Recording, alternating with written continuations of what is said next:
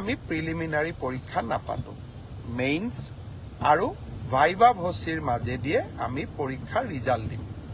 অৱশ্যে 11 লাখ ছাত্ৰ ছাত্ৰীয়ে যেতিয়া 2100 পৰীক্ষা কেন্দ্ৰত পৰীক্ষা দিব ই এটা ভীষণ প্ৰত্যাহ্বানমূলক হ'ব কেনেকৈ পৰীক্ষা পাতিব পাৰিম 2100 স্কুল কলেজ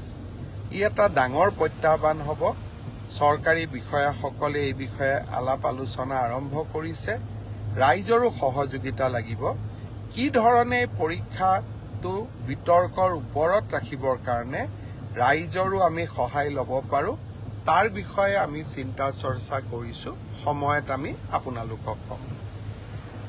3 অক্টোবৰৰ পৰা পুলিচৰ ইণ্টাৰভিউ আৰম্ভ হ'ব তাত এনেকুৱা কোনো অসুবিধা নাই যোৱাবাৰ যেনেকৈ নিযুক্তি হৈছিল এইবাৰো হ'ব আৰু শিক্ষকৰ নিযুক্তিৰ ক্ষেত্ৰতো আমি ইতিমধ্যে